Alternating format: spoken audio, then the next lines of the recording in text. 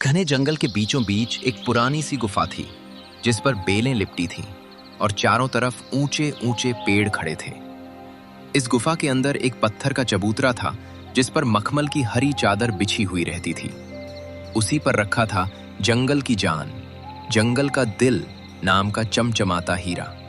कहते थे जब तक ये हीरा गुफा में सुरक्षित है, जंगल में समय पर बारिश होगी, पेड़ हरे रहेंगे, नदी में पानी भरपूर रहेगा और शेर राजा का राज भी मजबूती से चलेगा। इस हीरे पर हर रात 2 जानवर, भालू और लकड़बग्घा पहरा देते थे। पर आज रात कुछ अलग था। तेज हवा चल रही थी, पेड़ों की टहनियां सरसराकर किसी अनहोनी की फुसफुसाहट कर रही थीं। गुफा के बाहर पहरा देते जानवरों की आंखें अचानक भारी होने लगीं, जंभाइयां आने लगीं और देखते ही देखते दोनों गहरी नींद में सो गए, जैसे किसी ने उन पर नींद का जादू कर दिया। तभी गुफा के अंदर एक काली, पतली, लंबी सी एक परछाई चुपके से झाड़ियों के पीछे से गुफा में घुस जाती है और हल्की सी हंसी दबाकर बोलती है, जब जंगल का दिल ही मेरे पास होगा तो जंगल वाले मेरे इशारों पर नाचेंगे। किसी को नहीं पता चलेगा कि असली हीरा चोर कौन है और मुझ पर कोई शक भी नहीं करेगा।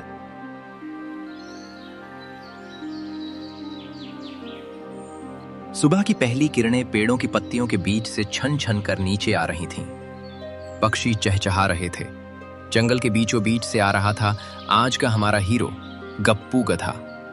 उसकी शक्ल वैसी ही थी जैसी गधों की होती है, पर दिमाग में वो खुद को जंगल का सबसे बड़ा चालाक दिमाग समझता था। अपने आप से बोलता है, आज का दिन लिख लो इतिहास में। आज से गप्पू गधा नहीं, गप्पू मास्टरमाइंड कहलाऊंगा। लोग रहस्य लाएंगे, मैं सॉल्व करूंगा। फीस में 2 गट्ठर घास और 3 गाजर लूंगा। वाह गप्पू, क्या ब्रेन है तेरा, मजा आ जाएगा। गप्पू ऐसे ही बड़बड़ाते हुए जा रहा था। तभी आगे जाकर देखता है कि जंगल के राजा ने सभी जानवरों की बैठक बुलाई है। गप्पू वहां जाता है और सभी जानवरों से बोलता है, अरे अरे हटो हटो, रास्ता दो, जरा सम्मान से खड़े हो जाओ। आखिर गप्पू महाराज आ रहे हैं, वो भी टाइम पर। तुम सब तो जानते ही हो कि इस जंगल में अगर सबसे होशियार, सबसे समझदार, सबसे आकर्षक और सबसे महान कोई प्राणी है तो वो मैं ही हूं। हाँ, मुझे देखने भर से लोगों की सोच बदल जाती है, उनका दिमाग तेज हो जाता है, उनकी जिंदगी में रोशनी आ जाती है। मैं तो कहता हूं, अगर मैं न होता तो ये जंगल पूरा अधूरा होता। गप्पू की बात सुनकर मोंटू बंदर बोलता है, अरे वाह गप्पू भाई, क्या बात कही है। तुम तो ऐसी बातें कर रहे हो जैसे तुमने दुनिया के सारे इम्तिहान टॉप किए हों। और तुम्हारी दिमागी ताकत को देखकर उल्लू विद्यानंद ने भी चश्मा उतारकर तुमसे ट्यूशन लेने का सोचा हो। जरा ये भी बता दो कि तुम्हारी इस महान बुद्धि की वजह से कल रात किसने आसमान में चांद की जगह तुम्हारा चेहरा लगा दिया था, क्योंकि मैं तो सपने में भी तुम ही को देख देख कर डर गया था। तभी हाथी भीमदत्त बोलता है, और गप्पू भाई तो ऐसे चलते हैं जैसे महान जासूस हों। पर कल रात इन्हें अपने ही घर का दरवाजा नहीं मिला और ये अपने ही चारे की बोरी को चोर समझकर उस पर रैंक रैंक कर डांट लगा रहे थे। इस बात पर सभी हंसने लगे। गप्पू के कान थोड़े झुक गए, लेकिन वो आसानी से हार मानने वालों में से नहीं था। उसने फिर छाती फुलाई और बोला, देखो भाई, महान लोग अक्सर समझे नहीं जाते। मेरी योग्यताओं की गहराई तुम लोगों की साधारण बुद्धि की पकड़ से बाहर है। और रही बात दरवाजे की, तो वो तो मैंने जानबूझकर किया था। असल में मैं रात को स्लीप वॉकिंग जांच कर रहा था, पता है। ये एक जासूसी तकनीक है जो सिर्फ ऊंचे स्तर के दिमाग समझते हैं। तुम लोग क्या जानो। मेरी बुद्धि का मुकाबला इस जंगल में कोई नहीं कर सकता। मैं इतिहास का सबसे बड़ा जासूस हूं। तभी जंगल के राजा शेर बोलते हैं, बस करो अब हंसी मजाक। हमारे जंगल की रक्षा करने वाला चमत्कारी हीरा चोरी हो गया है। ये कोई हल्का मामला नहीं है। अगर ये वापस नहीं मिला तो आने वाले दिनों में पूरे जंगल का पानी सूख सकता है।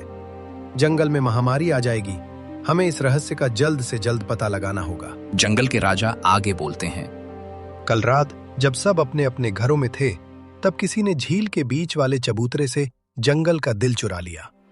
वहां पहरा देने के लिए एक भालू और एक लकड़बग्घा तैनात थे, लेकिन उन्हें कुछ याद नहीं कि क्या हुआ। उन्हें बस इतना याद है कि आधी रात के बाद उन्हें अचानक बहुत तेज नींद ने घेर लिया और सुबह जब उनकी आंख खुली तो जल रत्न गायब था। इसका मतलब है कि चोर सिर्फ ताकतवर नहीं, बल्कि चतुर और योजना बनाकर काम करने वाला है। तभी लोमड़ी चतुरिका ने अपनी पूंछ को धीरे धीरे हिलाते हुए मीठी आवाज में कहा, राजन, ये बात तो स्पष्ट है कि ये चोरी कोई साधारण जानवर नहीं कर सकता था। किसी को पता था कि जंगल का दिल कहाँ रखा है, पहरा कैसा है और किस समय सबसे ज्यादा थका हुआ होंगे। ये काम किसी अंदर के जानकार का भी हो सकता है। हमें बहुत सोच समझकर किसी पर शक करना होगा, नहीं तो जंगल में आपसी भरोसा टूट जाएगा। लोमड़ी की बात सुनकर के लकड़बग्घा बोलता है, राजन, ये भी मुमकिन है कि चोर ने किसी तरह नींद लाने वाली कोई चीज पहरेदारों को खिलाई हो या हवा में मिलाई हो। इस तरह की योजना आम दिमाग की नहीं होती। इस रहस्य को सुलझाने के लिए किसी ऐसे की जरूरत है जो मासूम दिखे पर सबकी गतिविधियों के बीच आसानी से घूम सके, जिस पर कोई शक भी न करे। ठीक उसी वक्त गप्पू को मौका मिल गया। वो एकदम आगे बढ़ा, अपने खुरों को जोर से जमीन पर ठोकते हुए बोला, बस बस यहीं रुक जाइए। ये काम है स्पेशल एजेंट गप्पू का। ये रहस्य कोई आम जासूस नहीं सुलझा सकता। इसकी जरूरत है मेरे जैसे जीनियस लेवल दिमाग की। आप सब तो जानते ही हैं कि मेरी याददाश्त हाथी से ज्यादा, मेरी चालाकी लोमड़ी से ज्यादा, मेरी फुर्ती हिरन से ज्यादा और मेरी आवाज तो पूरे जंगल से ज्यादा ऊंची है। ऐसा जासूस अगर ये केस न ले तो ये केस ही अधूरा रह जाएगा। राजन, आप आदेश दीजिए, मैं इस रहस्य की तह तक पहुंच जाऊंगा। तभी मोंटू बंदर ने मुंह बनाकर कहा, अरे वाह, अब तो जंगल बचाने की जिम्मेदारी भी गप्पू इंटेलिजेंस डिपार्टमेंट के हाथ में आ गई है। राजन, पहले ये तो पता कीजिए कि इन्हें जासूस शब्द कहां से मिला। कल ये अपना चारा खाने बैठे थे और खुद ही भूल गए थे कि चारा खा लिया या नहीं और दोबारा से खाना शुरू कर दिया। इस स्तर की जांच पड़ताल से क्या रहस्य खुलेगा? गप्पू का मजाक उड़ाते हुए हाथी बोलता है, हाँ, और इनकी जासूसी का एक और नमूना सुनो। परसों ये अपने साए को चोर समझकर आधा दिन उसको पकड़ने में भागते रहे। आखिर में शाम को इन्हें पता चला कि वो इनका खुद का साया है। तब बोले, अच्छा, मैं तो टेस्ट कर रहा था कि मेरा साया कितना तेज भाग सकता है। फिर जोरदार हंसी का दौर चला। गप्पू की बेइज्जती खुलकर हो रही थी, लेकिन वो फिर भी अड़ा रहा और गप्पू सीना फुलाकर कर बोलता है, हंसो हंसो, जितना हंसना है हंस लो। महान लोगों पर जब तक लोग हंसते नहीं, दुनिया उन्हें गंभीरता से नहीं लेती। राजन, आप बस एक मौका दीजिए, मैं सिद्ध करके दिखाऊंगा कि गधा होना कमजोरी नहीं, ताकत भी हो सकती है। शेर ने गहरी सांस ली। हालत गंभीर थी, समय कम और किसी जासूस की जरूरत थी। उसने सोचा कि कम से कम गप्पू को मौका देने में कोई नुकसान नहीं, और वैसे भी उस पर आसानी से किसी का शक नहीं जाएगा। ठीक है गप्पू, तुम्हें मैं आधिकारिक रूप से इस केस का जासूस नियुक्त करता हूं। तुम बात बात पर शेखी भले ही बघाड़ते हो, पर शायद तुम्हारी यही आदत तुम्हें उन जगहों तक पहुंचा दे जहां और कोई न पहुंच पाए। लेकिन याद रखना, ये मजाक नहीं, जंगल की किस्मत का सवाल है।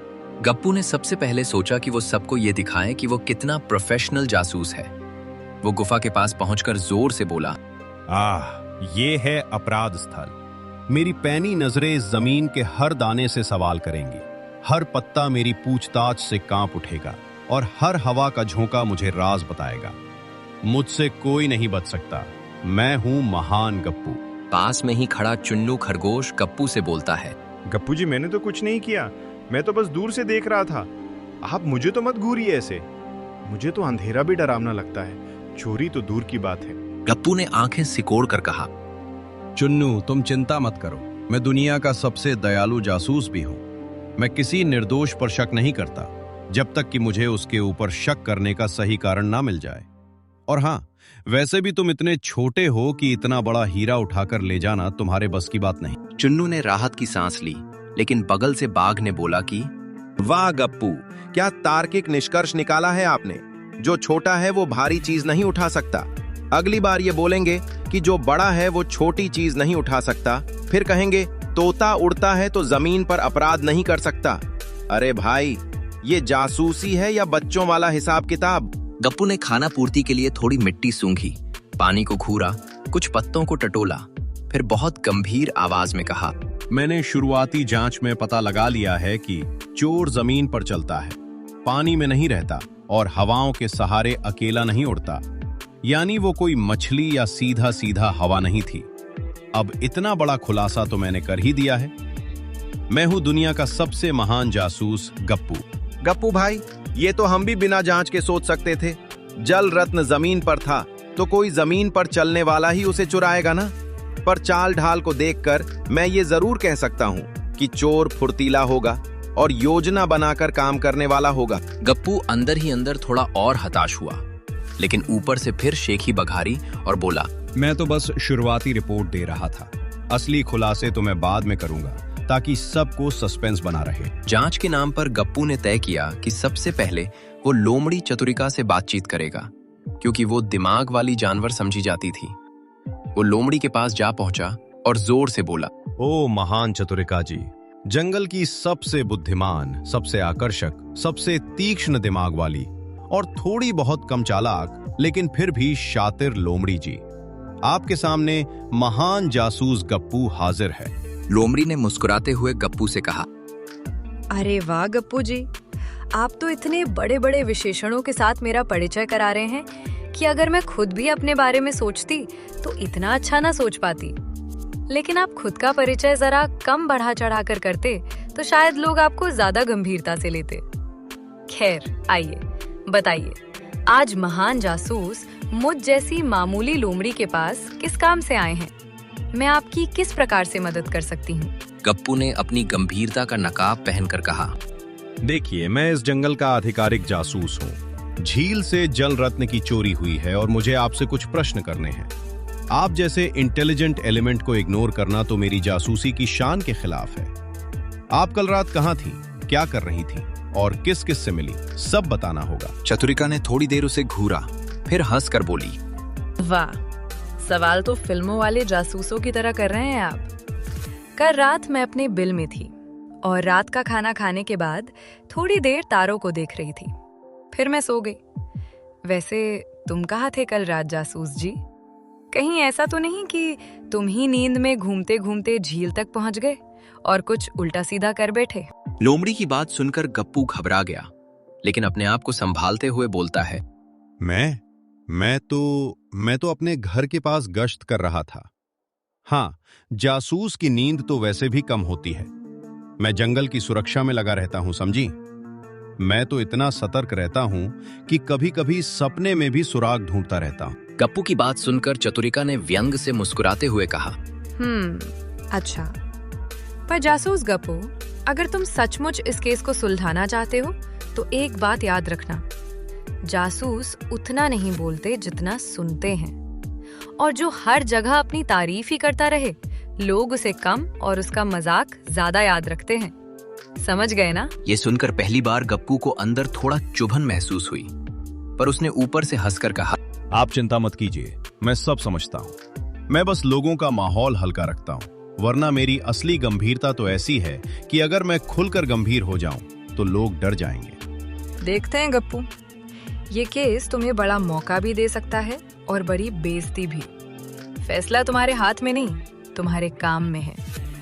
बाकी मैं भगवान से दुआ करूंगी कि तुम ये केस सुलझा पाओ। गप्पू लोमड़ी से पूछताछ करने के बाद वहां से आगे निकल चला और खुद से ही बोलता है, मेरी चाल में जो रौब है वो किसी राजा में भी नहीं। सब मेरा मजाक उड़ा रहे हैं, लेकिन जब मैं चोर पकड़ कर लाऊंगा ना, तब सब मेरे खुर चूमेंगे। गधा गधा कहकर बुलाने वाले खुद कहेंगे, ये है जंगल का नंबर 1 जासूस। आगे उसे हाथी और बंदर मिलते हैं। अरे बचो बचो, जासूस साहब आ रहे हैं। अब तो पेड़ों पर भी सुराग ढूंढेंगे ये। कहते हुए मुझे लगता है चोर आसमान से गिरा था, फिर पेड़ पर चढ़ा, फिर पेड़ से कूदा और जमीन में घुस गया। तभी हाथी भीमदत्त पास आया और गंभीरता से बोला, मोंटो, इतनी मजाक मत उड़ाया कर, मामला गंभीर है। अगर गप्पू को राजन ने जिम्मेदारी दी है तो हमें सहयोग करना चाहिए। क्या पता गप्पू शायद सच में चोर को पकड़ ले। भीमदत्त की बात सुनकर गप्पू थोड़ा भावुक हो जाता है, लेकिन पुनः जोश में बोलता है, देखा भीमदत्त जी कितने समझदार हैं। कम से कम किसी ने तो मेरी जासूसी टैलेंट की कद्र की। अच्छा, अब जरा सच सच बताइए, आप दोनों कल रात कहाँ थे?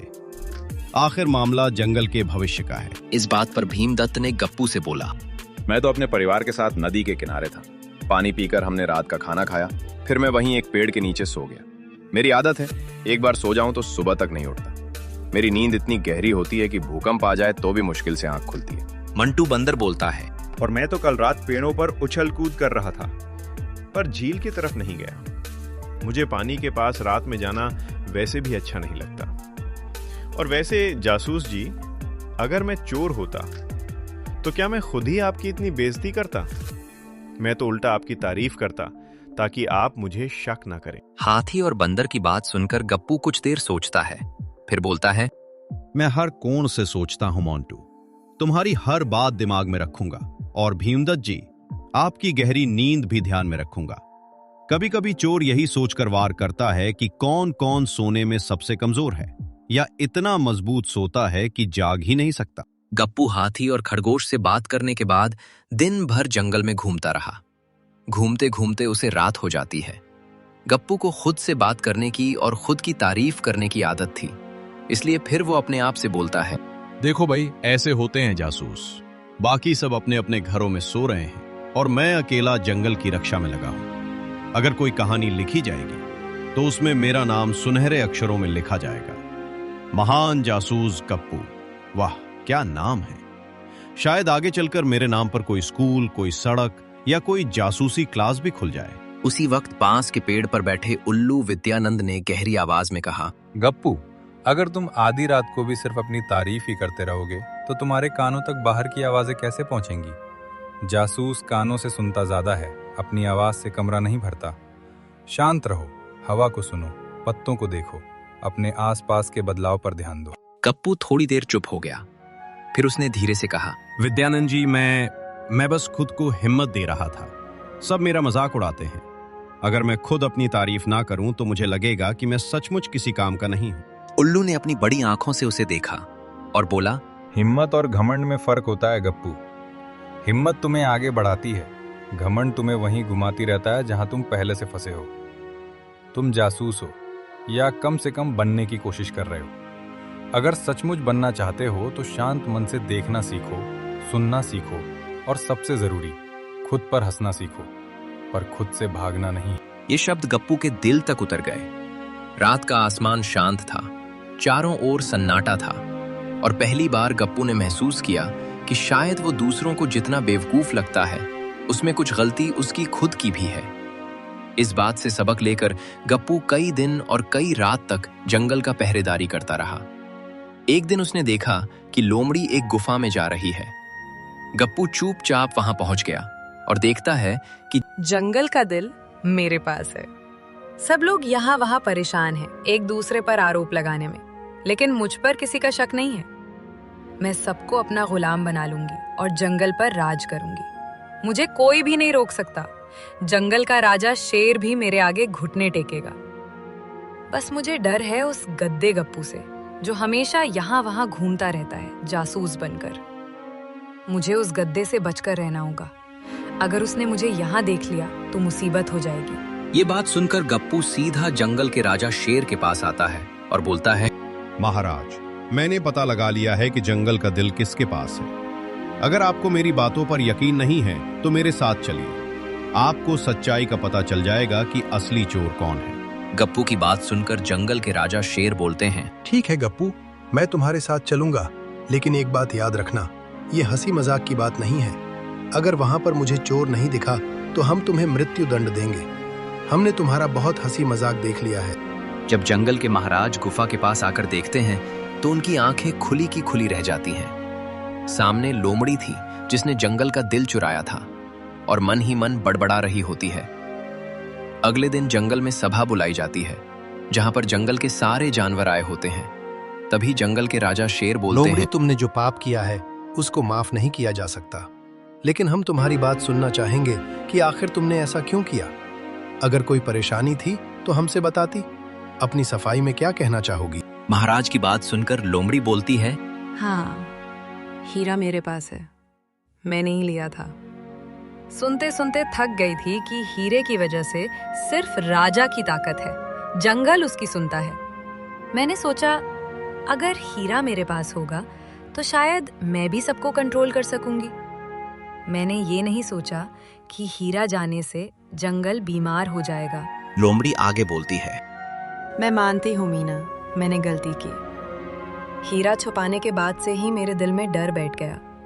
रात को नींद नहीं आती, हर आवाज चोरी का राज खोलती लगती है।